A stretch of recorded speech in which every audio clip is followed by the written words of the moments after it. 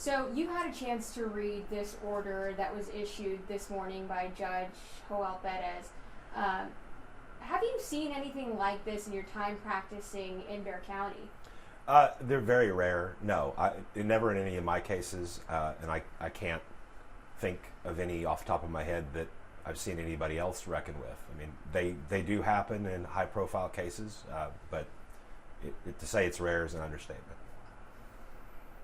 You had briefly mentioned that sometimes they can take another form, that they have another name for them. Sure. In lots of different kinds of cases, there'll be protective orders that are issued for certain sensitive information. If there are child protective services records in a case that involve a minor, sometimes those records are produced in discovery, but they're sealed, basically. The parties can look at them, but they're not allowed to give them over to anybody else. If it's a case that involves, for example, a conspiracy in federal court, there may be 20 or 30 co-defendants, and there may be people that weren't brought to justice, they weren't apprehended. And so there are protective orders that will issue in that kind of a case for the discovery, so that the people who are still at large don't somehow learn about the nature of the investigation, how they were found out, how they were caught. And so those kinds of things are very normal. I would say that's almost routine, especially in felony cases. But sort of a blanket gag order on the parties to not talk to the media at all, that's reserved for a very high-profile situation. And the reasons why you do it are because, I mean, a case like the Simpson case is pervasive both locally and nationally in the media. That limits the court's options about certain things. I mean, finding a fair and impartial jury is very difficult when people have been saturated with that information for months on end, perhaps. It could result in a situation so dire that the court can't impanel 12 people, and there may be a venue problem. They may have to try to find someplace else to try the case. But with modern media and the internet, people in Gillespie County or Kerr County are just as likely to know about this as folks here in Bexar County. So it's hard to even accomplish that. So the gag order is a pretty natural reaction when it gets this intense in terms of what the public wants to talk about. The order states that it takes judicial notice of a few things and also issues findings, including that additional statements or interviews to non-publicly disclosed information to the media would only serve to increase the volume of pretrial publicity, as well as that it would interfere with the defendant's right to a fair trial by an impartial jury. So twofold, what is judicial notice, and is it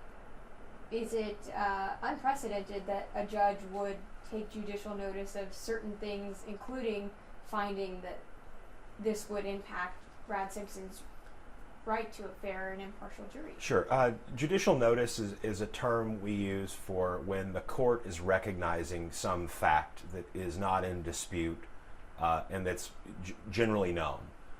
You could take judicial notice that the sky is blue. You don't have to put on evidence to prove the sky is blue. We all know that the Brad Simpson case is being talked about on the air probably every day since it happened. The court's taking judicial notice of that because it's just an obvious fact that no one's going to disregard. That's all judicial notice means. And the court is doing this, I think, for the right reason. You can't just take away people's First Amendment rights, even lawyers' First Amendment rights, except if there's some counterbalancing reason why that is necessary. And the one that the Supreme Court has settled on is to make sure that it's a fair trial from especially the defendant's point of view. Obviously both sides in litigation have a right to a fair trial, but because it's a criminal case, the defendant's right to a fair trial is the most important thing to be focusing on. And I think that the judge is right, that the media attention will make it harder for Mr. Simpson to get a fair trial. And so this is an effort to try and ameliorate that if he can. I mean, it's hard to do because the media is still going to talk about it. And it's a narrowly tailored gag order in the sense that it's preventing the litigants, the lawyers, the parties, potential witnesses from talking to the media, but it's not telling the media that it can't attend the proceedings, and it's not telling the media that they can't talk about it. We get to have this conversation. I wanted to make sure to check the order before I came because there are some gag orders that are more blanket than that. Those are generally thought to be a prior restraint on speech, a violation of the First Amendment. So, I mean, the parties have a right to complain about this if they want to, but I would expect that in a case like this, probably everybody realizes that this isn't such a bad idea. The only other thing to keep in mind is, of course, that, I mean, and the court cites to the canons of judicial and legal ethics. Lawyers aren't supposed to be trying their case in the press. The exception to that is when there has already been a lot of press attention and the opposing party has tried their case in the press. The lawyer can speak to the press to try and correct a misimpression or to make sure that the record is set straight about certain things. And obviously, to the extent that there may be misinformation in the media now, Mr. Simpson's attorney is going to have difficulty being able to do that. But I think that can be addressed as it needs to. The court even says it's open-minded to the possibility that it may have to be modified or amended at a later date. And like you said, there are people all across the state of Texas, thanks to the internet, that are seeing coverage of this. Do you think that something like this will have a positive impact, if any, on Brad Simpson's right to a fair trial? Well, I mean, it could. It could protect certain things. I mean, this is a case that involves a lot of different people from law enforcement in different branches of law enforcement and a very large district attorney's office. Information can leak when you have that many hands touching a file, that many people thinking about a case. And information that gets leaked could be harmful to Mr. Simpson's case, and it may not even be fully true. I mean, until the jury's in the box and the evidence has sort of been curated that way, it's hard to really say what's true. So this will hopefully prevent that. It would be unrealistic to think that anybody can stop the freight train of the internet from just going all over this case. I mean, that's going to continue. There's nothing that the court or anybody else can do about that. But it can put an additional warning on everyone involved in the case not to go spreading information that may not be fully vetted yet. You've had high-profile cases in recent years in which you've obtained, I would say, favorable outcomes for your clients that had considerable press attention leading up to the trial.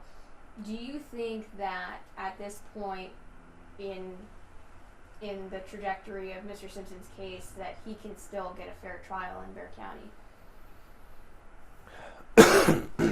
It would be, that's hard to say. I don't know.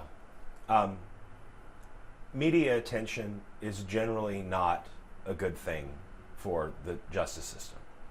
That's not to criticize the media. I mean, it's important. The public has a right to know about these things, and the public has a right to attend trials. We want public trials.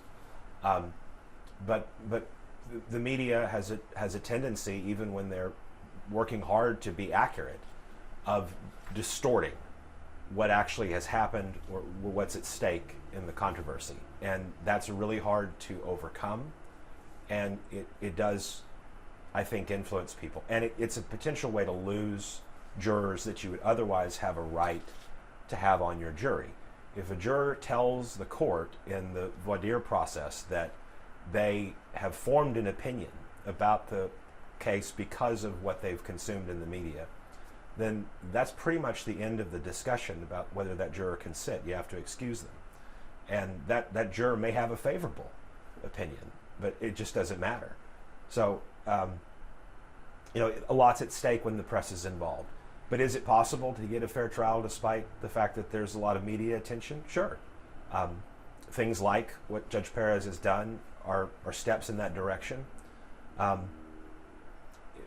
I mean, I wouldn't be surprised if there's a serious conversation about changing the venue based on that, to the extent that venue can actually fix this problem. I mean, in wake of Skilling, which was the Enron case, the Supreme Court's view about changes of venue seems pretty appropriately cynical. Like, what do you want us to do? this, if someone's an international villain, then they're as hated in New York City as they are in San Antonio. You can't find a place to fairly try them. So, I mean, then you have another set of issues, right? I mean, in fact, in the order, the court talks about how one of the other ways you might be able to dampen down this problem would be to delay the trial until people forget about it. Memories fade, there'll be some new sensational thing for the media to focus on, and then maybe people will forget. Maybe they won't realize that that's the case that they're sitting on until halfway through or something. But I mean, that runs into its own set of problems because he has a right to a speedy trial, and he might have very advantageous reasons to want to pursue a speedy trial in this case. And so, I mean, the system is imperfect. This is probably the best that can be done, given how much attention it's received. Last question for me. In reading some of the filings from Mr. Simpson's attorney, it appears as if the media has a better understanding and the public has a better understanding of the state's case against Mr. Simpson than Mr. Simpson does himself. As a defense attorney, do you see that as problematic? And if so, where are some of the areas that you find most problem? Well, I mean, I don't know if that's true. I mean, the public and the media know what they've been told. And what they've been told has come from law enforcement, it's come from concerned family members and friends, but people who were not witnesses to whatever happened to Ms. Simpson. That's not an indication necessarily that he is unaware of the strength or weakness of the state's case. It just means that his lawyer's not updating the public on what he's telling his client, and that's just a normal, healthy part of the attorney-client relationship. And I mean, the fact that some of these things need to be kept confidential until decisions are made about how the evidence should be presented at trial. I hope that answers your question. No, that does. I'm not sure. He had stated something to the effect of he had not obtained any sort of discovery in the case close to 2 months after. And meanwhile, we, the media, are talking extensively about different factoids that we've gleaned from court filings. Sure, yeah. I mean, understand what he's complaining about is his lawyer is going to want to examine the proof in a much more fine-toothed way than what the media will ever learn about it. So the press is going to get their sources, and their sources are going to find ways to get the information to them. But it's always going to be sort of a 20,000-foot view compared to what the defense attorney is entitled to receive. But, I mean, because it's only just recently been indicted, his right to discovery did not formally kick in until very recently. And my guess is, given how many people are involved, it's going to be a mountain of evidence, and it's going to take a very long time for his attorney to go through all of that, digest it for him. I mean, and because he's incarcerated, it's extremely difficult. I mean, the lawyer is going to have to go to the jail and set up an appointment, and maybe if the circumstances are right, they'll give him a room where he isn't behind plexiglass so that he can actually work the computer with his lawyer. But then, I mean, it's hours and hours, probably days of footage and, thousands and thousands of pages of reports. The lawyer's got to sit there with him while that material is consumed.